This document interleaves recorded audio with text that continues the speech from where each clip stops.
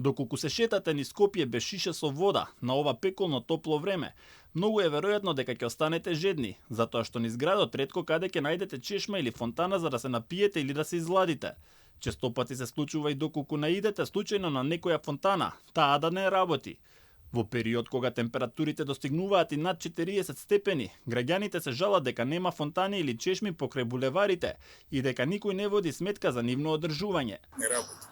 Во овој район овде јас што живеам, нема ни една чешма што работи.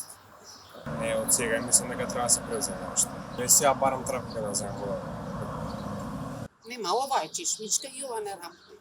Треба да има чешмичка. Треба да се направи.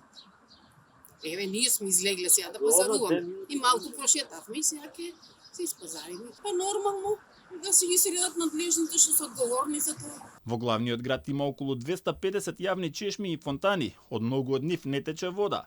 Но дефектите и злоупотребите не се единствената причина поради која граѓаните остануваат жедни при вода. Многу се исклучени и затоа што јавното претпријатие Водовод и канализација инсистира скопските општини да го преземат управувањето со чешмите и да ја плаќаат водата што тие ја трошат, а општините не го прифаќаат тоа. Резултатот од тоа е Водовод исклучил неколку десетици исправни чешми. Ги прашавме во Водовод и канализација колку фонтани за вода за пиење на јавни површини има на територијата и колку од нив се функционални, но досега не добивме одговор.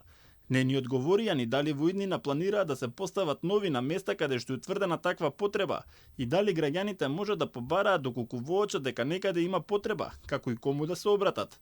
Молки од градот Скопје.